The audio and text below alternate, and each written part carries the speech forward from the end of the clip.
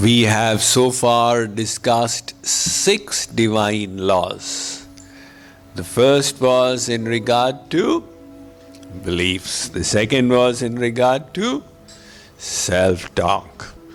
The third one, let's jog our memories, was in regard to adversity. And the fourth was about gratitude. Fifth was about habits, and the sixth was regarding focus. So we are moving ahead with the wisdom needed for a meaningful, fulfilling, and effective life. But we have still missed out on the most important ingredient, which is what the 7th law is about.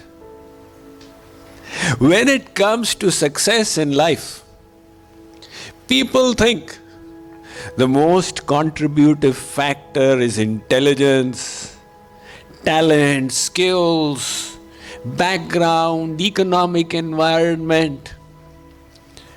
But recent research has validated the viewpoint of Maharishi Patanjali in the Yoga Shastras.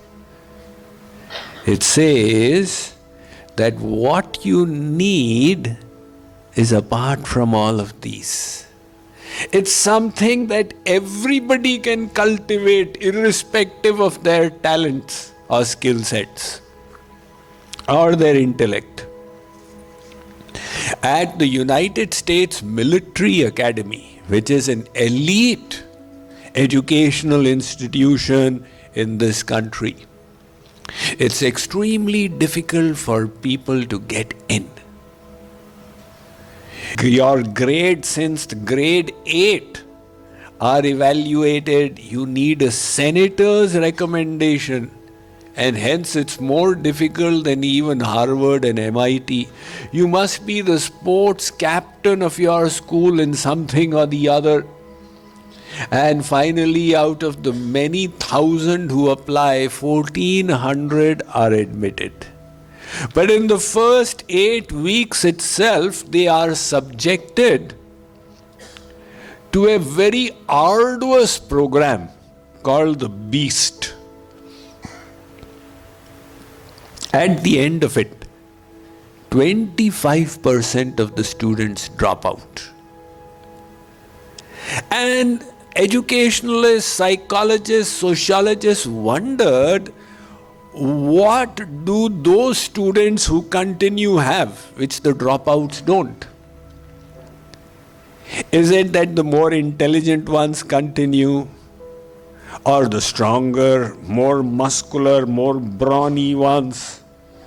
But they could correlate it to no personality attribute until one psychologist nailed it. Angela Duckworth, she pointed out, as a result of her studies, those who continued had more grit than those who dropped out. Grit is the inner strength to persevere even in the face of adversity, to remain encouraged despite failures, to endure hardship. This grit is a very important personality trait. That grit is necessary for success in life. Because nobody is born a success. Have you ever heard of anybody being born an engineer, doctor, advocate? They are all born babies. But along the way, they achieve success. So everybody who is successful today was a failure yesterday. Because everybody who is an expert today started off as a novice yesterday. And the person you see as a teacher today was a student yesterday. So the journey to success is necessarily laden with challenges, failures, adversities. And that is why to continue requires the ability to postpone gratification, to bear the hardships, to remain encouraged. And all of this is not an easy personality trait to have. And yet it is one of the most noble aspects of character. Saint Kabir has said, Sona sajjan sadhujan toote jude 100 baar. The nature of good people, gold and the saints, you break them 100 times, they will join back again. And Durjan Kumbh Kumhar ke eke karat darar. Evil-minded people and the mud pots have one commonality. Once smashed, they are shattered forever. So that is why this one ability called grit, which has nothing to do with intellect or physical strength or economic strength, etc., everybody can cultivate in themselves. The United States Military Academy is in Washington, D.C.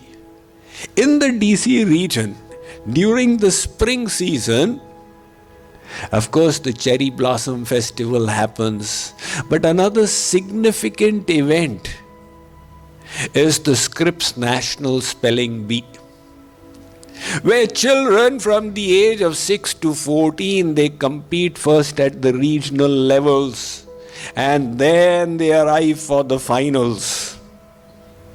And the final is extremely grueling when they have to pass through written rounds until they come for the in-person round. And ESPN, the premier sports channel that covers NBA, etc., also covers the Scripps Spelling Bee because the competition is so nerve-wracking. And ultimately, one winner is announced. So, Time magazine did a study that where are all these spelling bee competitors now later on in their lives. So they reached out to the finalists and the winners.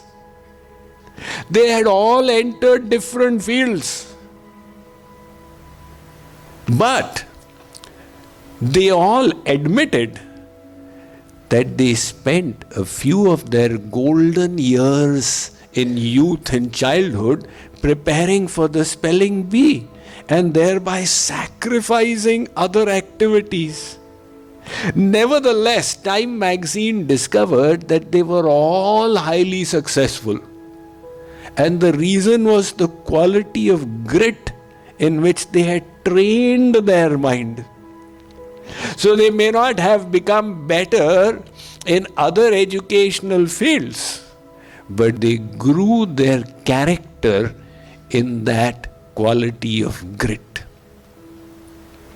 And that is what we all would like to do.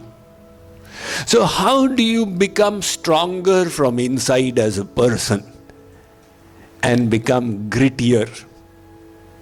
Here are a few tips. The first is cultivate resilience. And what is resilience? Resilience is the ability to get up after you have been knocked down. If you have been knocked down, you get up again. Like these palm trees, when the hurricanes hit the coast of Florida, so many trees are uprooted, the big ones. But the palm trees you would have witnessed on the TV coverage, they just bend. And the wind keeps blowing till the extent that they've almost formed an inverted U. And then when the wind calms down, they just stand up again. They bounce back. You may think that their roots have grown weaker, but actually they become stronger and stronger. So the ability to bounce back is a very important quality for success. One 14-year-old boy, his father was disgusted with him. Are you a man or are you a mouse? You need to develop some character in you. They used to live in Haryana. So Haryana is a state in India that is famous for wrestling. It's got world-class wrestlers. He took his 14-year-old to one ustad who was a wrestling guru with his own adda and said, make a man out of my child. The wrestling ustad said, you leave your child here for 3 months and see what I will do. The father went off. After 3 months, with great anticipation, he came back and asked the ustad, how is my son doing? The ustad said, let's take a look. He beckoned him and also beckoned an 18-year-old brawny man and said, let's have a bout between them. So this 14-year-old was naturally no match for the 18-year-old. That taller guy would lift him and smash him on the ground again and again and hold him in various ways. The father was aghast seeing his son falling again and again. He counted practically 20 times. At the end of the game, the ustad asked the father, what do you think? The father said, what do you think? I'm ashamed of my son's performance. The ustad said, why are you ashamed?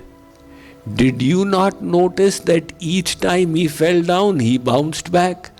That was the important thing. Naturally, this big guy is going to drop him. But he never remained there. He bounced back. That ability to bounce back is resilience. Consider the real life example now of a gentleman called Károly Takács. He was a sergeant in the Hungarian army living in Budapest. And he was practicing shooting. He wanted to go for the Tokyo Olympics in 1936 because he was a national level shooter, but his competitor was a major in the army and was given preference. So that shattered Károly's hopes for winning a medal in the Olympics. Rather than take that situation negatively, Károly decided, I will be so good, they can't ignore me. He worked harder at his practice. And subsequently, after the Olympics, the next national games that took place in Hungary, he won the gold medal in the 10-meter rapid-fire pistol event. Now his position in the Hungarian team was confirmed, and based on his performance, he was tipped for the gold medal. This 36 Olympics was in Berlin.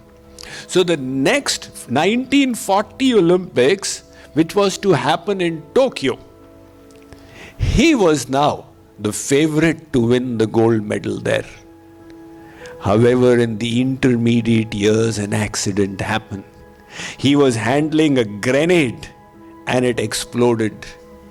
And that completely shattered his shooting hand. People said, now we have to just write him off. There is no hope. But Károly did the unthinkable. He went into isolation because he didn't want people to discourage him. And the only option he had was his left hand. He kept on practicing and became better and better at it. So when the national championships again happened in 1938, Károly appeared there. The other shooters They commiserated, my, we heard about your accident, but we love your spirit. You have come to spectate and cheer us. He said, I have not come to spectate, I have come to compete and defeat you all. They wondered how he would do it. When the competition began, all of them were shooting with their best hand, and he was the man who was shooting with his only hand. But to everybody's astonishment, he hit the bullseye again, he hit the target again and won the gold. And he was again now the favorite for the Tokyo Olympics of 1940. However, in 1939, the World War started, and the Tokyo Olympics never took place. His hopes for the gold got dashed once again. He said, I will wait for the 1944 Olympics. The World War continued till 1945, so the 44 Olympics also got cancelled. Finally, they happened in 1948 in London. By then, Carolee was a 38-year-old. And people had no further expectations from him. The gold medal at the World Championships, apart from the Olympics, had been won by someone else. Nevertheless, when the competition began, he again hit the target again and again and won the gold medal and also broke the world record. And then went to the next 1952 Olympics in Helsinki and once again won the gold medal. This was the man with one hand who demonstrated that ability to bounce back when hit. So this is the quality of resilience.